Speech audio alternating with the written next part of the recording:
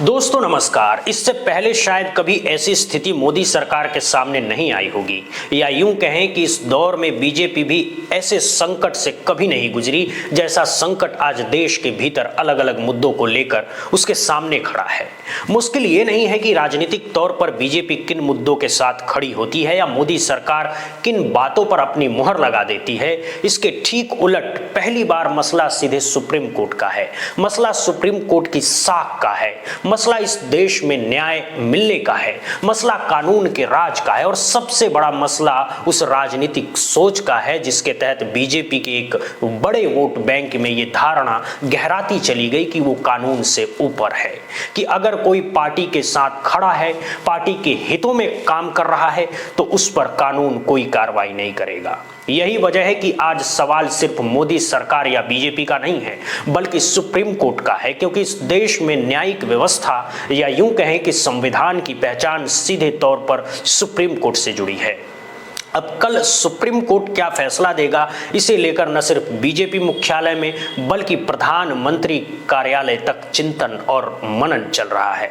धड़कनें तेज हैं, वजह साफ है, उन्नाव कांड से जुड़ी वो फाइल जिसमें बलात्कार और हत्या का दोषी साबित हो चुका व्यक्ति शामिल है, कल सुप्रीम कोर्ट में खुलेगी। उसे जमानत देने का फैसला भी एक अदालती आदेश से हुआ है। सरकार उसके समर्थन में खड़ी दिखाई देती है। दूसरी ओर अरावली का मामला है, राजस्थान सरकार उसे विकास से जोड़कर पेश कर रही है।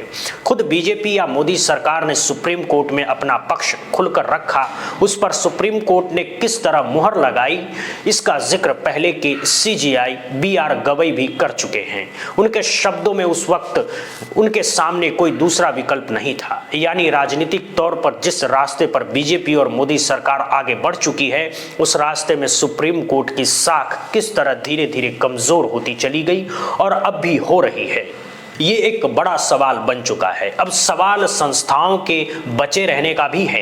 अगर सुप्रीम कोर्ट के फैसले जनता के भीतर गुस्सा पैदा करेंगे तो उसका असर क्या होगा। कल अरावली से जुड़ी फाइल भी खुलेगी, उस पर फैसला पहले ही सुप्रीम कोर्ट दे चुका है, लेकिन हालात ऐसे बन चुके हैं कि अब उसे अपने ही फैसले पर पुनर्विचार करना पड़ सकता है, क्योंकि इस देश में पहली बार जिन मुद्दों को जिस तरह और जिन जिन जगहों पर उठाया गया है उसने 3 बुनियादी सवाल खड़े कर दिए हैं।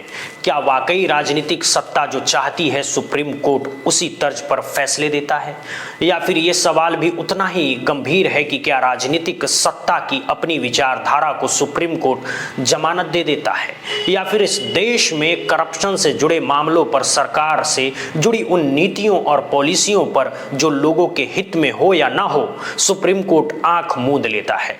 कल का दिन बेहद अहम है, अपने ही फैसले पर एक बार फिर फैसला देना, अपने ही दौर में उसी सरकार को लेकर सवाल खड़े करने हैं जो खुलकर उन दोषियों के साथ खड़ी दिखाई दे रही है, जिन दोषियों को अदालत ने सबूतों के आधार पर सजा दी है। आज जरूरत है कि एक एक फाइल खोली जाए। ये भी पूछा जाए कि प्रधानमंत्री ऐसे मुद्दों पर खामोश क्यों हो जाते हैं, बीजेपी राजनीतिक तौर पर सड़कों पर क्यों उतर आती है, और इन सबके बीच राजनीतिक इस देश की न्यायपालिका यहां तक कि सुप्रीम कोर्ट पर कैसे हावी हो जाती है।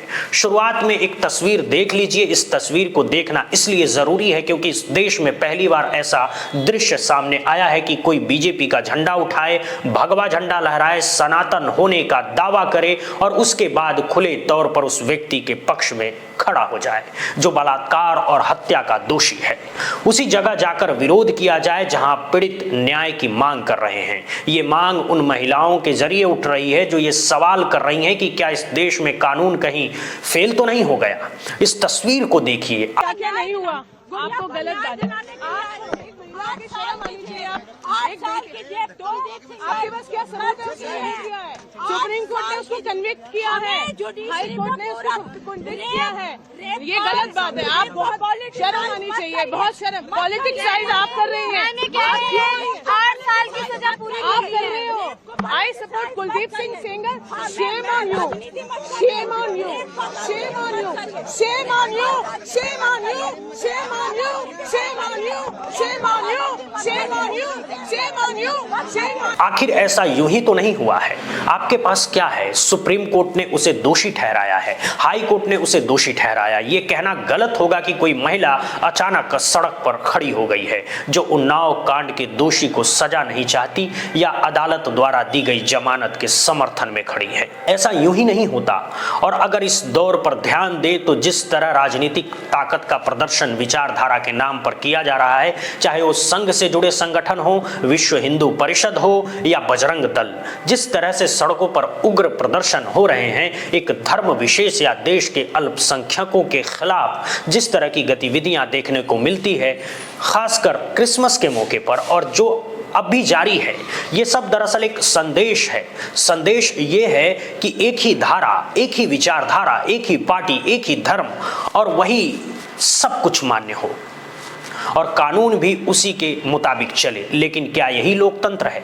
हमें लगता है कि इससे हटकर आज एक बड़ी तस्वीर देखने की जरूरत है। प्रधानमंत्री नरेंद्र मोदी लगभग हर विषय पर बोलते हैं, राजनीतिक रैलियों में ही नहीं, सामान्य कार्यक्रमों में भी बोलते हैं, जरूरत पड़े तो संसद में भी बोलते हैं, मन की बात भी करते हैं। लेकिन जब उन्नाव कांड की बात आती है, जिसकी फाइल कल सुप्रीम कोर्ट में खुलेगी, तो चुप्पी क्यों? अब फैसला होना है कि जिस दोषी को अदालत ने पहले सजा दी और फिर जमानत दी, उस पर सुप्रीम कोर्ट क्या रुख अपनाता है, खास तौर पर तब जब ये व्यक्ति बीजेपी का विधायक रह चुका है और सरकार अप्रत्यक्ष रूप से उसके साथ खड़ी दिखाई देती है। उत्तर प्रदेश में चुनाव है, ऐसे में क्या राजनीतिक तौर पर किसी खास जाति या किसी प्रभावशाली परिवार के दबाव में बीजेपी को चुनावी पहल करनी है? ये सवाल सिर्फ जनता के बीच नहीं बल्कि बीजेपी मुख्यालय और नए नवेले बने बीजेपी अध्यक्ष के सामने भी खड़ा होना चाहिए। ये सवाल देश के गृह मंत्री के सामने भी होना चाहिए और ये सवाल पीएमओ के सामने तो और भी ज्यादा गंभीर है। वहीं पीएमओ जिसे सत्ता का केंद्र और शक्ति का प्रतीक माना जाता है और जिसे Rahul Gandhi one man show की संज्ञा देते रहे हैं, अगर इस नजरिए से देखें तो सत्ता में बने रहने की मजबूरी और सत्ता में रहते हुए हर फैसले को राजनीतिक रूप से सफल साबित करने की सोच हर चुनाव के साथ उभर कर सामने आती रही है। लेकिन जरा एक पल के लिए अतीत के कुछ पन्ने पलटिए। बिल्किस बानो के साथ हुआ बलात्कार और जिस तरह 2 महीने की बच्ची को पटक कर मार दिया गया, उस मामले में जब 11 आरोपी दोषी ठहराए जा चुके थे, तब गुजरात सरकार ने उन्हें रिहा कराने की कोशिश की। वे बाहर आए, उन्हें फूल मालाएं पहनाई गई, ये सच है। बाद में उन्हें दोबारा जेल भेजा गया, लेकिन जो संदेश गया वो पूरे देश ने देखा। फिर अंकिता भंडारी का मामला सामने आता है, उत्तराखंड की वो बेटी जिसकी हत्या और बलात्कार से जुड़े आरोपों में सत्ताधारी दल से जुड़े लोगों के नाम उछले। बीजेपी के एक जनरल सेक्रेटरी का नाम जिस तरह सामने आया, उस पर सरकार की चुप्पी भी सबने देखी। फिर उन्नाव कांड, महिला पहलवानों के साथ हुआ दुर्व्यवहार हो या बृजभूषण शरण सिंह पर लगे यौन उत्पीड़न के आरोप, इन सभी मामलों में एक समानता दिखाई देती है। अगर आप एक एक पन्ना पलटते जाएंगे तो पाएंगे कि प्रधानमंत्री ने इन मुद्दों पर खामोशी बरती। प्रधानमंत्री चुप रहे, लेकिन जिस राजनीतिक पार्टी से वे आते हैं उनका रुख बिल्कुल साफ था। उनके अपने लोग दोषी नहीं हो सकते। अगर किसी को आरोपी बनाया गया तो वो राजनीतिक साजिश के तहत बनाया गया।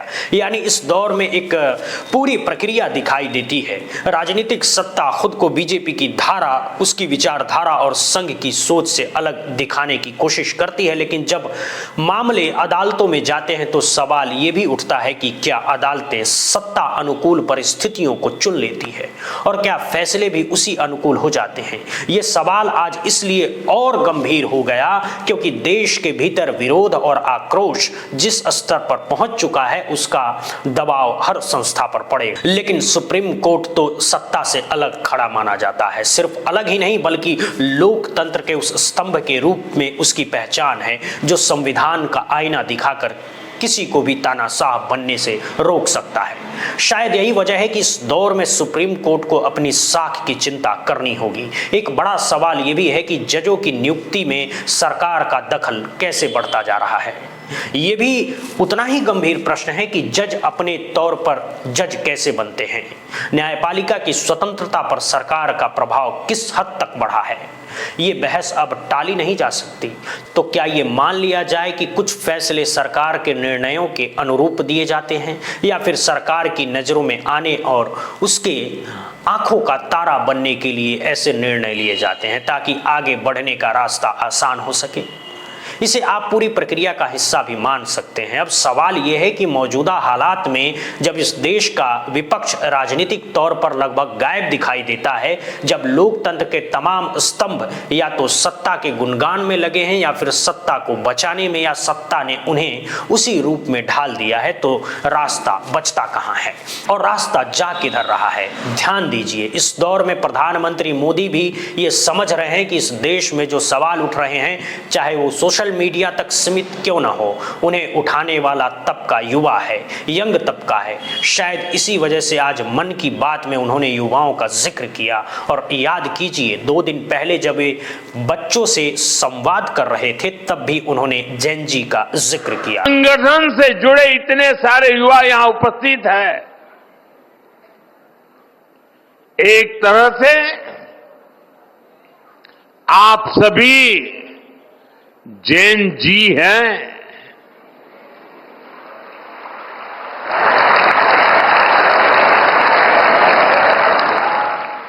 आपकी जनरेशन ही भारत को विकसित भारत के लक्ष्य तक ले जाएगी।